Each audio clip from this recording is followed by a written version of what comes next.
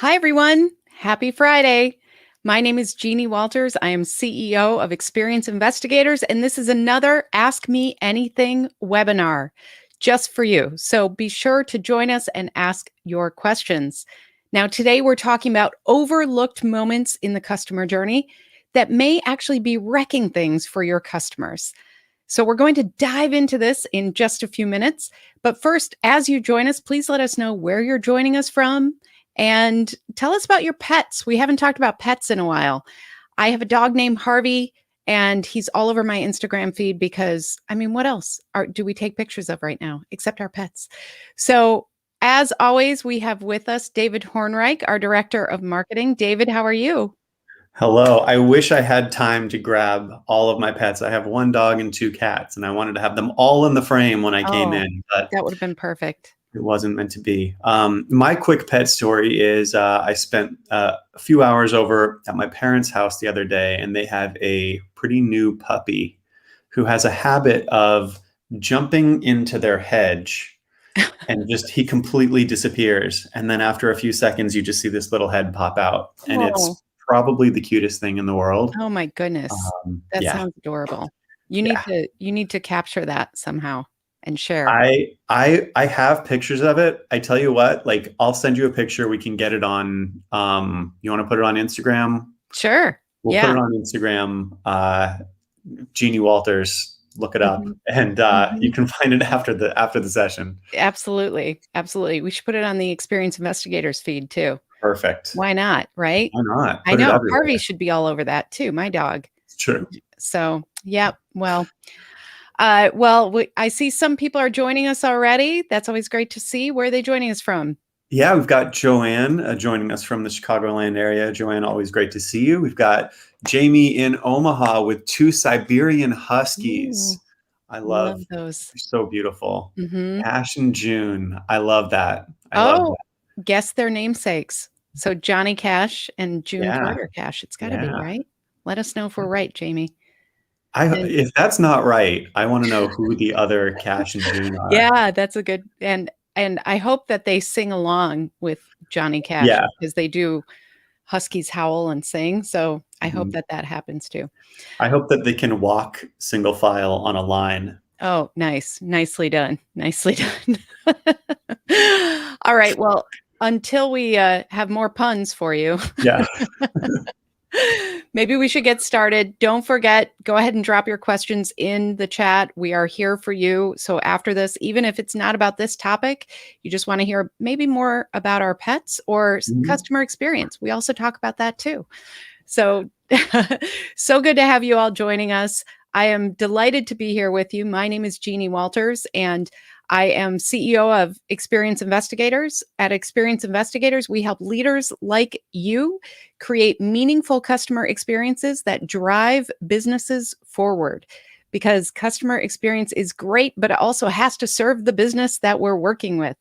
So you can find me and our team in all these different places. We love hearing from you, so please connect. So today we're talking about overlooked moments in the customer journey that could actually ruin things for our customers. And really this is about neglect. Now, none of us think we're neglecting things. None of us want to go into something and intentionally neglect it, but that's kind of the definition, isn't it? The definition of neglect is all about overlooking things, failing to care for something properly, or just being uncared for. Now, when we talk about customer neglect, a lot of this is about the small moments that maybe we think, well, it's working, and so we don't have to fix it. But what I want to challenge you to do today is think about your customer journey and think about these specific moments along the journey that we're going to talk about and how maybe there's some neglect there that you could improve. And by just paying attention to it, you will improve the situation. Because, like it or not, customer experience is happening whether we are intentional or not. But the brands that pay attention to these details, they're the ones who have the corner on the market. They are disrupting their markets. They have longer retention and loyalty with their customers. They have better word of mouth marketing. They get more referrals. All of those amazing things happen simply because they're paying attention to these moments. So, first of all, we're going to consider what areas you might be overlooking.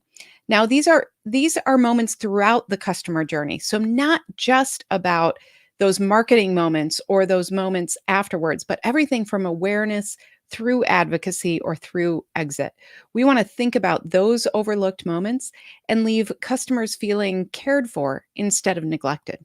So let's go ahead and talk about these 5 commonly overlooked moments in a customer's journey. The first moment, awareness and welcome.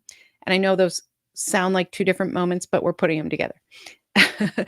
It's also about proactively answering questions along the customer's journey. Education, where and how customers need it.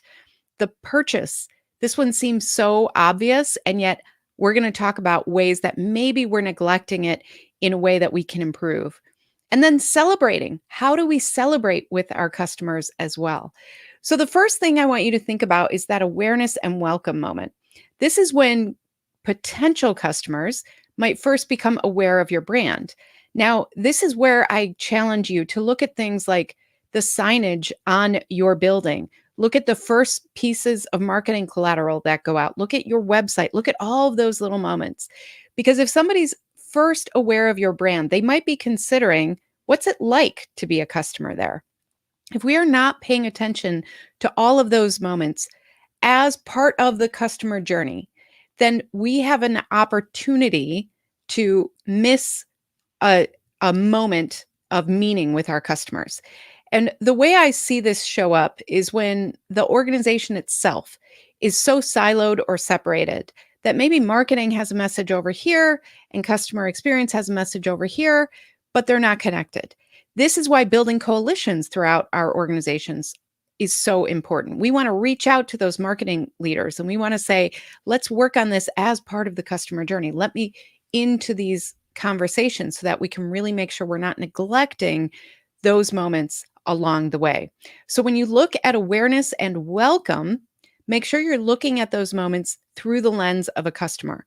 One of my favorite examples of this is that a lot of store owners come through the back of their store. So they literally never walk in the front door.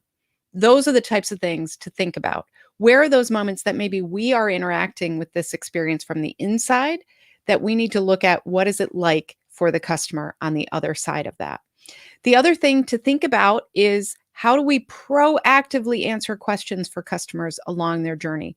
This is especially true in digital journeys because as customers are exploring, as they're researching, as they're investigating, they might be looking for some pieces of information that are about further down the journey. So, for instance, on a product page, they might be hovering over that buy now button. And yet they're thinking, well, gosh, what if they make me pay for shipping? What if they can't deliver this for 2 weeks? What if they don't have my preferred payment method? All of those questions are coming up for them earlier in the journey than sometimes we design the journey to tell them. So, as you're walking through your customer's journey, think about where are those moments that they're already experiencing some sort of question or some sort of anxiety about what might happen next. So, for example, if you are trying to deliver something and you know that people are ordering this for a specific reason, and I'll give you my example. I ordered Halloween costumes from online a few years ago for my kids. Now, that's a deadline, right? You need that Halloween costume to show up not only on Halloween, but well before, so you can make sure it fits and all of those things. And so, one of the things that this site did really well was they said, this is the delivery window for every single thing on every single product page. So you were reassured before you hit that buy now button that this was going to arrive on time. We need to think about those moments and those moments of anxiety for our customers so that we can proactively answer those questions that they're already thinking, even though they might not be on the payment page or the delivery page. We need to reassure them throughout the journey. We also want to provide education when and how customers want it. Now, customers today are telling us that they want to do things more on their own. Self-service, DIY, all of those things are becoming more and more common. So if we are forcing a customer, for instance, to call a contact center just to answer a simple question about a product, that's something that we want to make sure we put in front of the customer. We answer that, we provide education. So an example of this is if you're ordering something that needs to be assembled, let's say, you want to know, what does that assembly require? Are they going to include instructions that help me? In fact, you want to put all of that in front of the customer where they can find it easily. They can assess if it's right for them. They can really dig into the product information as well as the assembly information so they feel informed about what they're doing. We want to make sure we are proactively thinking about what are the customer's goals. So it's not just about ordering a bed, right? It's about, we want to bring this bed into our home because we think it's going to look right, it's going to feel right, all of those things. But gosh, am I nervous about the assembly of this bed? So when you think about their goals, then you start looking for ways to provide more education along their journey and not just responding to those questions in a reactionary way, but putting that education up front and making sure that they can find it and access it when and how they need it. Now, this one always gets a few eyebrows raised, but let's talk about the moment of purchase, okay? Because what I want to really think about is, this is not a transactional moment. This is a relationship building moment, because this is essentially when a customer becomes a customer, right? And yet, a lot of times, what happens in this moment of purchase is we transition the tone and the emotion of the way we're communicating. And instead of going from, we're in this together and we're helping you and we're giving you this education, it turns into this very transactional kind of lacking humanity moment. And so if we can look at it as, this is really important, this is something we're continuing on together, we're going to provide you different ways to pay, we're going to provide you all the information you need, and we're going to help you have options as a customer here. The more that we can do that, the more that we can respect options and choice for customers, the more that we are respecting that this is a relationship, that this isn't just about you do it our way or not. So payment is a huge part, assurance and confirmation and all of those steps. We need to let people know when they pay online, or when, if it's B2B, if they're, going through a complex invoicing process, all of those moments, we want to keep people engaged by reassuring them throughout that process and saying to them in that moment, we are, this is a safe way to do things. This is secure. We respect your choices and the way you want to pay. And we're going to let you know and confirm every step along the way. Security is becoming a top issue for customers. They want to make sure that they are provided a way to be secure in their transactions. And in fact, a study by Netfluential said that 71% of consumers stated they were more likely to trust businesses that offered their preferred payment method. So think about that, 71%.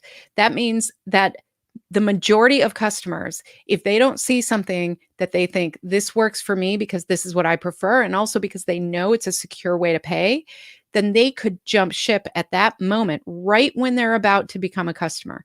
We need to make sure that we are putting that reassurance and that confirmation front and center when it comes to the actual moment of purchase. And then finally, we want to celebrate with our customers. We want to make sure that when they become customers, we are not just turning it into, okay, now it's a transactional relationship. There are several different ways to do this. One, that Halloween costume that I mentioned as an example, one of the great things they did was, once you order, they send you a little video of their actual warehouse. And it was just this really sweet moment where they showed their workers actually packaging your costume and talked about how special Halloween is for kids and how they were so excited that somebody was going to be wearing one of their costumes. It was this little tiny moment, little easy thing to execute, where they sent me a video as well as a confirmation about what was coming. And that helped me celebrate. I had done it. We were going to have these Halloween costumes on time. Little things like that really go a long way. Another example here in the B2B world is, I was working with a construction company, and those sales processes, those discovery processes, they take a long time. So they were sometimes in months of development until they actually got that call that, yes, we're going with you. And because of all the details that these employees had to keep track of, they would get that call and say, "Okay, great. Here's what we're doing next." And they would go right into business mode and they would say, "These are the next things I need from you. This is the next meeting, et cetera, et cetera." Now, all of that is super important, but these were big decisions. And the person that was calling them was feeling really good about that decision. And so they would call and say, "Hey, guess what? We picked you." And then the other person, the employee of the construction company, would go right into business mode. So one of the tweaks that we made to their journey was making that a point of celebration. And what happened was they not only started thinking bigger about how can we really recognize this and show our gratitude, but they literally took a moment just to celebrate with that customer and say, "This is so exciting. We're going to build a hospital. We're going to build a school." They would talk about what they were building together. And just that moment of celebration actually made a difference in the customer feedback that they received at that moment in the journey. This is a moment that is often neglected, that if we just pay attention to it, it makes everybody feel good. Your employees, your customers, it starts everything on the right foot. So I really encourage you to think about where are those moments of celebration that you can share with your customers throughout their journey. So the 5 commonly overlooked places: awareness and welcome, proactively answering questions, education where customers need it, the purchase, and celebrations. Now, how do you find these things? I really encourage you to use journey mapping. This is a great tool. If you can develop a journey map, if you can go through that process with an eye towards where are we neglecting customers, you will find moments like this. Another great technique is storyboarding. So we have some tools for you through Year of CX, which hopefully you've signed up for, yearofcx.com. But you can also find these tools individually on our site. So we have a storyboarding resource that helps guide you through that process. We also have journey mapping guidebooks and an interactive journey mapping template you can use as well. I encourage you to do that to really find out where are these moments. Keep that radar up for these as you interact with your customers, and then pay a little attention, and it goes a long way. So if you're ready to really look at this, don't beat yourself up if you start looking at your journey and you think, "Oh gosh, we've got a lot of work to do on neglect." We see this all the time. The most important thing is that you are proactive about it. So proactively improve your customer's journey by looking at where are those moments of neglect and where can we pay attention and make things a little better for our customers? How can we get in front of their questions? How can we make sure that we are delivering value before they even become a customer? And then especially in those moments of purchase and celebration with them. So at this point, I would love to hear your questions, hear what you're doing. We always have such a great group here that shares wisdom. So I would love to hear from you. And first and foremost, the most important business first. I was busy, Jeannie, while you were talking, and uploaded that picture of Max Wow. to Instagram. Excellent. So you can find it on Experience Investigators if you search that handle on Instagram. I'll put a link in the chat as well. Now, on to the less important customer experience doc. Max is very important. And for those of you who missed it, that's your parents' puppy, right? That is my parents' puppy who loves to jump into shrubs and hide in them.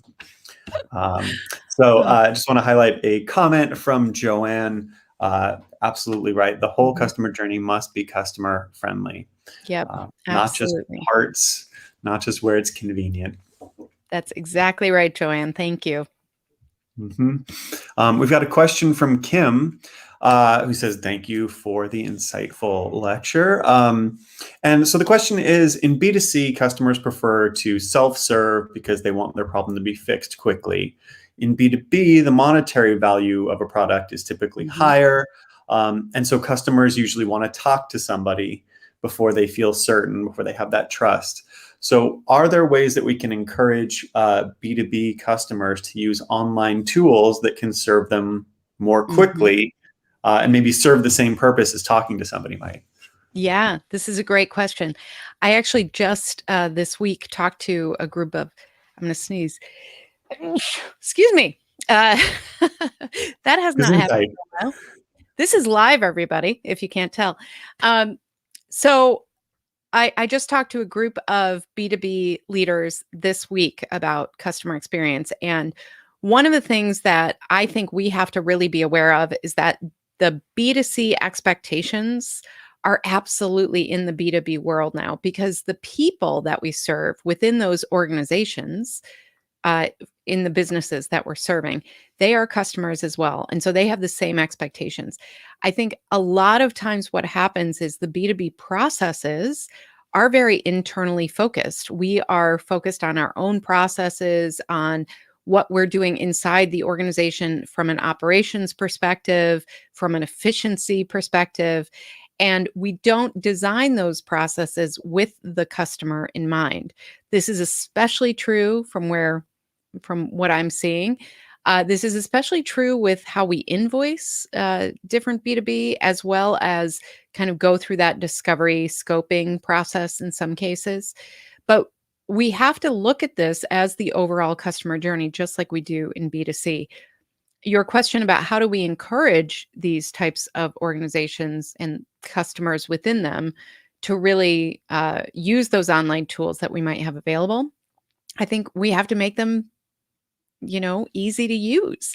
A lot of the tools that I've seen in B2B are still kind of clunky. And if somebody's calling, that means that they need that reassurance. They're not getting that confirmation or that reassurance when they actually use whatever it is online. Sometimes this is about those expectations in the B2C world.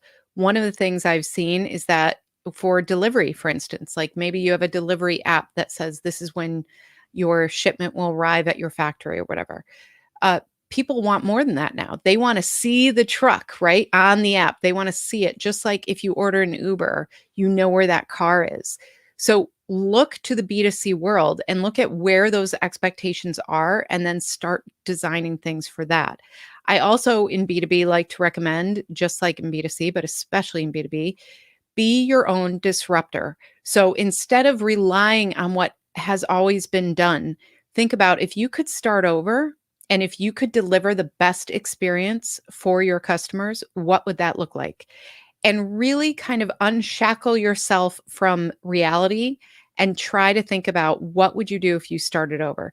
Because in B2B, the things I hear over and over and over is everybody in my industry does it this way.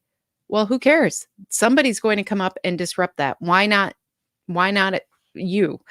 And the other thing I hear is that's too complicated. It's too complex. We can never do that, et cetera, et cetera. But people said that for years about many of the experiences that we have as customers now. So really get into who are we to our customers? What is most important? And how can we disrupt that from an experience perspective? That will show you some of the ways that those online tools, those different, digital apps and things like that that we can provide can really serve your customers in bigger and better ways. So that was probably like a little bit of a tangential answer, I guess, but it's really about looking at where are those expectations and what's holding us back from delivering them. And if they're not using those tools, reach out to customers and find out why, what's missing. Do some journey mapping just about that. Do some customer interviews. We have a customer interview guide that could be good for that. So, really look into why it's not working if they're not using the tools that are available. Great question. Yeah, that is a great question. We had a question come in from the community earlier today that's pretty closely related. So I think it's a good segue. They asked, do you see chatbots as a feasible way to proactively answer questions, or is it too impersonal? Oh, chatbots. Okay. So I actually love artificial intelligence and machine learning. I think that is going to change the game for a long, long time. And part of what I love about it is chatbots can be incredibly useful for a lot of reasons. One is customers are asking questions because they just need information. So there are certain circumstances where if you can have a chatbot that is well trained to answer the questions that a lot of customers have, that maybe your call center agents or your frontline folks get those questions over and over and over again, that can be really helpful. Chatbots can be a point of reassurance. So if we ask the chatbot something because, we read it, but we're not sure and we just need somebody to confirm it, sometimes that can be very helpful too. The trick here is we need to make sure that we are using, because chatbots are great right now, they're not as good as they will be in the future. They have machine learning, still has some learning to do, right? And we have to make sure that when we introduce these tools into our customer journey, that we are training them, we are helping them learn the right tone, the right way to answer, all of those things. So that takes time. So as things are happening that way, if we can direct those types of questions that get asked over and over to the chatbots, then we're reserving those bigger, stickier issues that require a human for the people who are well trained on serving customers. So the nuanced situations, the complex situations, the situations that require a lot of empathy, we want our people to be the ones who are serving those folks. By funneling some of the easier things to chatbots, we're also reducing wait time and all the things that customers tell us they don't like. So there is a lot of room here. The other thing around chatbots that can be kind of exciting is that when it's done well, it's actually reflective of the tone of the brand. So it doesn't feel as impersonal as people might think it will. If you can create that chatbot to really reflect the tone of the brand, have some humor, things like that, that can go a long way. One of my favorite examples, it wasn't exactly a chatbot, but there was a big medical campus system that wanted to check in on people who were older and had some health issues, but lived on their own, especially during the pandemic when things were locked down. So they gave them iPads that had a little character on it that would talk to them, that would say, "How are you feeling today? Tell me about your sleep," things like that. And the older people reported that they loved this character, that they were really connected to this character. Some of them had like cartoon cats, some of them had different things. And the great thing was that information then was funneled to their doctor and to their medical team, so that instead of having a person, required to call and connect and, maybe go back and forth, just trying to find a time to talk, they had this really great way to use and leverage AI so that the person felt like they were really cared for, and that information then was collected in a way that could be funneled to the people that could do more about it. So I think we're going to see more and more things like that around artificial intelligence and machine learning that can really help the customer journey feel more personal at the end of it. So we're in this really exciting time with all of that, but I think it's it's the wrong assumption to think that we can't make chatbots or AI tools personal for the people using them. I think we're going to get there. I'm glad you mentioned healthcare a little bit there because it continues our trend of perfect segues uh, from question to question, which really satisfies me. We've got a question from Abdul Salam, whose company is in the healthcare market in Saudi Arabia. And sounds like they're doing a great job applying customer-centric techniques and really focused on how they can serve the customer. Abdul Salam would like to know if you have any programs or strategies that you could recommend as we continue to kind of experience this time where we've had lockdown, some things are beginning to reopen, especially within the healthcare world. How can we continue to serve customers and maybe even proactively see where there are opportunities that there wouldn't normally be? Yeah, I think this is the big question that has come up in the last 24 months, right? We have learned that we can only predict so much. And so I think there are a couple things when it comes to kind of looking to the future and innovating and making sure that we are living up to customer expectations. I like to look at things in kind of rings. So first you look at What are your customers telling you today? And then, address those top line issues, of course, that they have. Try to really get in front of those challenges that they're telling you about.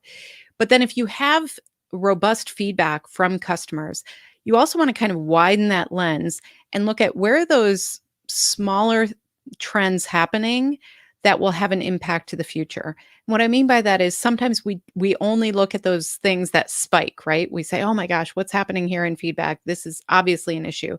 But look a layer down and see if you can look for those things that maybe have a little bit of an increase in complaints or maybe a lower score in some cases. Look for those more subtle changes and then start really digging in and investigating, if you will, on how does that attach itself to what we're seeing in the world. And so, for instance, if people are telling you, well, the wait time for contact center help is, just people are complaining about it a little bit more right now. Well, maybe you have an employee shortage right now. Maybe you don't have enough people in your contact center. So, what can you do about that? Can you reach out to customers more proactively to set those expectations? Can you provide different avenues for them to get that information? Start thinking about what are the ways that, we can proactively address these things. And then we also want to look way beyond our industry. And the reason we want to look beyond our industry is that we are, first of all connected, and that is so apparent now. But when we are looking for trends, when we are looking for challenges of the future, we need to look way beyond just where we are. Because if we have things like supply chain disruptions, which we've had, that impacts pretty much every industry. If you're not paying attention to those things, you might not really be able to innovate around some of those challenges. And then once you kind of have that radar, once you look at what's happening in the world and with your industry and with your specific customers, then you want to use things like ideal state journey mapping. What would this look like in 5 years? Think about, what is the journey of your customer 5 years from now? Really think about mapping that out. Use things like service blueprinting. Service blueprinting is a great way to look at, okay, what journey do we really want for our customers? And then what do we need to do? What are the employee actions that need to be taken? What are the processes we need? And what are the systems we need in order to deliver that customer experience? So thinking ahead is really this act of, doing our best to predict, but using the tools and the resources and the measurements that we have to do our best to innovate around what we think is happening. And then if you're still kind of stumped, this is where I'll say it again, be your own disruptor. Really look at your industry and think, if I could wave a magic wand, what would I do for my customers? And that is where some of the best ideas come from, because usually what that tells you is there are a bunch of things that aren't working as well as they could, and everybody's just accepted that's the way of the world. Disruptors don't accept that. They want to make things better. So that's another way to look at it as well. I love that. I think that's going to do it for our questions this week. I have just put a link to Max in the Oh chat, so you can all enjoy that. my gosh, can we bring up that we need to show that picture, I think. Oh, can we? Can well, if you I don't click on know. the link, you'll see it. Okay. So All right. anybody can click on the link, and I think it'll come right up for you. But yeah, it's worth it. It's a pretty cute picture. Love it. Otherwise, Jeannie, besides dog pictures, how can people get in touch with you? Well, of course, we love your dog pictures too. So Yes. reply, let us know what your dogs and cats and bunnies and whatever else you have as pets. We'd love seeing those. But of course, you can find me at experienceinvestigators.com. We have so many resources for you there. Please take advantage of them. Tons of blogs. So if you're thinking, I wonder if Jeannie's ever written about this, we have a search function. So find what works for you. We also, of course, have Year of CX still available at yearofcx.com. That is where you can find all of these resources we've talked about and really connect with this community as well. So as always, it's my pleasure to be here with you. the mission of my organization and my personal mission is to create fewer ruined days for customers. And by you being here and learning with us, you are helping me live that mission. So keep up the great work. Everything you do on behalf of your customers, we see the effort, we appreciate what you do, and we really are here to support you. So thank you again for joining us. We will see you at another Ask Me Anything live session soon.